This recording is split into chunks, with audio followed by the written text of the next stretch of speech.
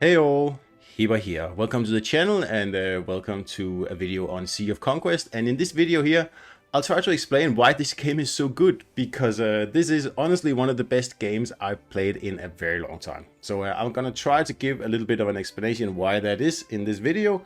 And of course, leave a comment if you agree or disagree. So the first thing I noticed about Sea of Conquest, and it's not just unique to this game. It's something that's, in many mobile games. But it's the fact that there's always something to do. It doesn't matter when you log into this game, there's always a task that has to be done. There's always a ship to be sunk. There's always a hero to upgrade. There's always a trial to complete. And this is great. It means, well, obviously, there's always stuff to do. So it's really hard to put the game down. And even if you play every 2 hours, for example, there's always something you can put off till whenever you have some time to actually do it. So I think that's one of the most important aspects of this game. Not unique to this game, but very important. So the next thing I wanted to point out here is that I believe that the quality in Sea of Conquest is probably unlike any other mobile game, perhaps except Diablo Immortal. Because I think the quality aspect of the game is just so well done. Like, it's obvious that FunPlus, the developer, has put a lot of thought and effort into creating this game here.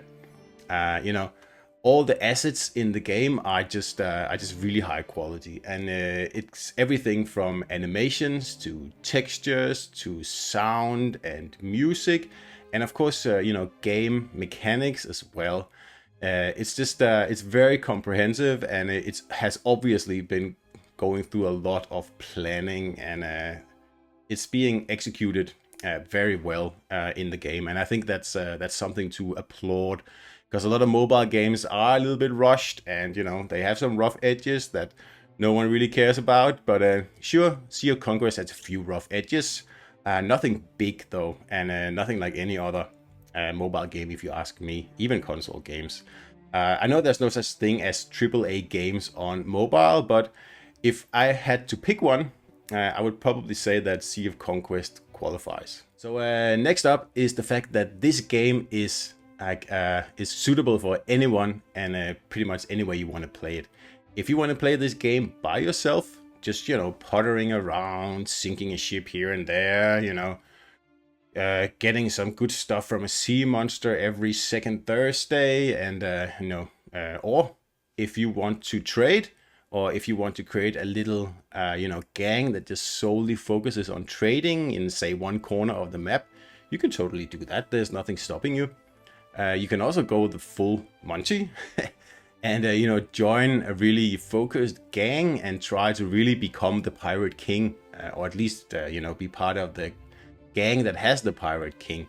Like, there's so many options, and there's something for everyone in the game. Like I said, if you want to just do your own thing, you can totally do that. If you want to play cooperatively, you can do that to a certain level, or you can go like completely full on and try to dominate the pirate world with your gang. And this aspect here, and this kind of flexible approach means that there's something to suit any player, and I think that's very important, and it's something that I really want to get out there. So extending on what I just talked about earlier, the good thing about this game is that you can focus on what you want to do. Like, if you are looking for a trading game, a pirate trading game, you have that in Sea of Conquest, no problem. If you just want to do trading, you just go ahead and do that, and you don't have to do anything else. If you want to sink, enemy ships, like computer-controlled ships, you can do that, and you can upgrade your ship, and just stick with that, and sail around the map, or stick to just one portion of the map. And there's really nothing stopping you. The flexibility is total, and you're in control.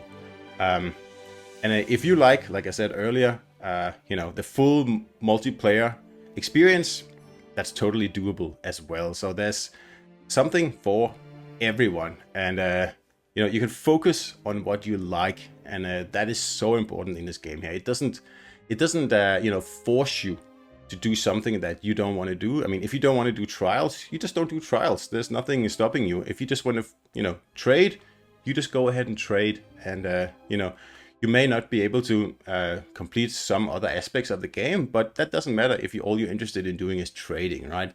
So I think this is super important, and it's something that I want, all potential new players to know.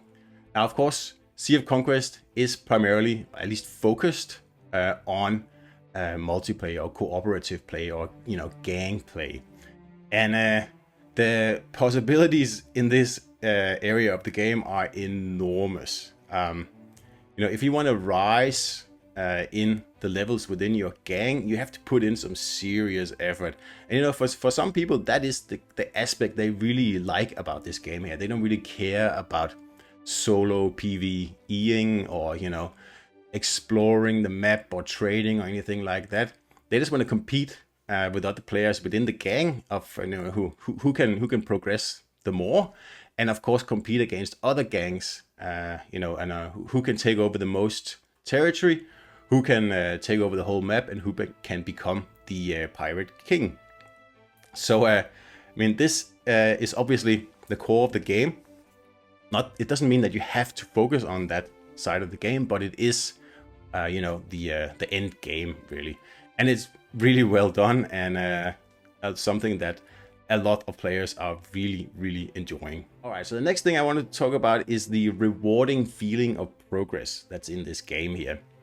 Because yes, it's a busy game, there's a lot of things to do, but it never really feels like busy work, at least not to me, and that's unusual for a mobile game.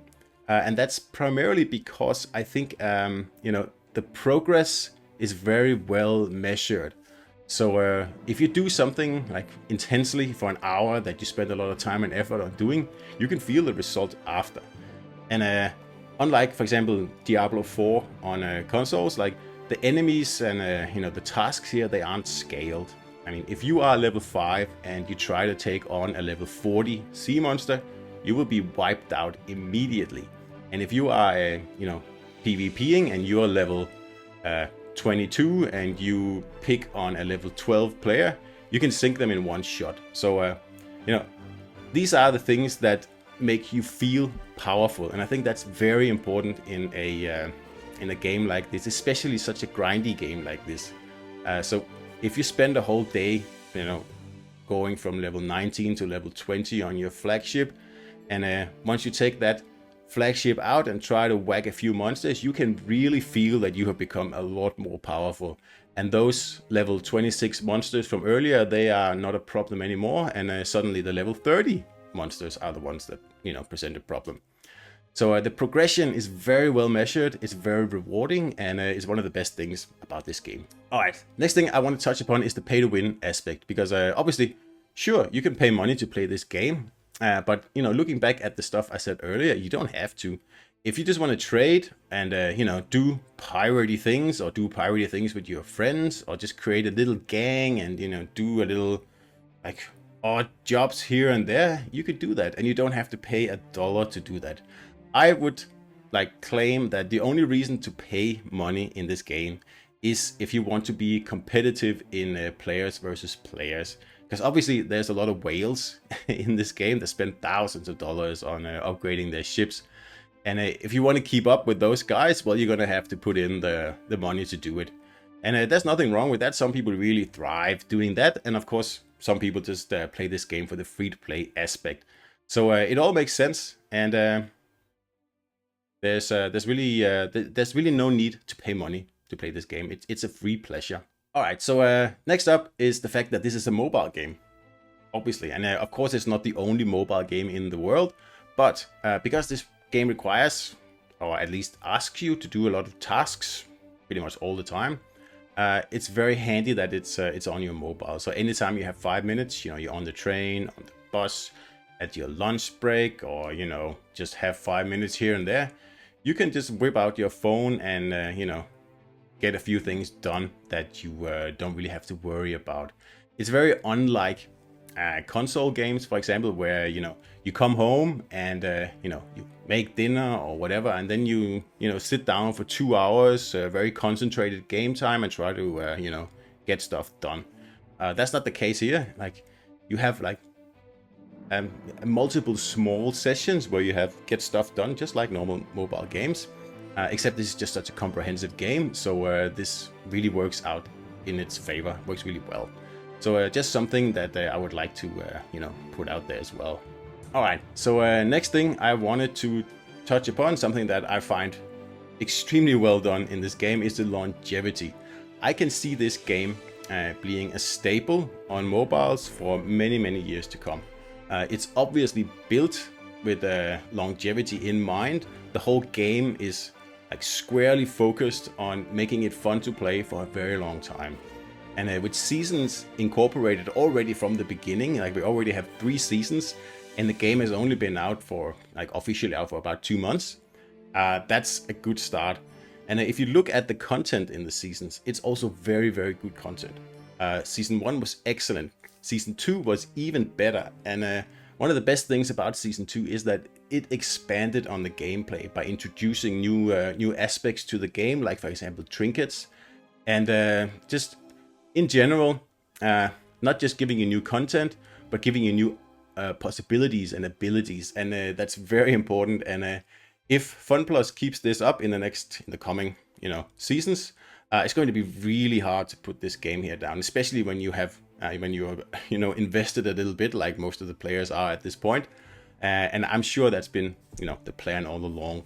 But yeah, something to keep in mind: the longevity and the roadmap for this game just makes me think that it has many years of potential, and probably a lot of interesting upgrades coming down the road. I'm sure FunPlus has a very long roadmap with a lot of things planned out for the game that of course no one knows about yet.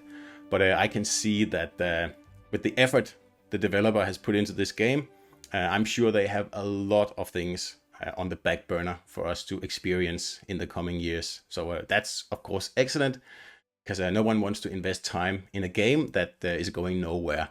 And Sea of Conquest is definitely going somewhere.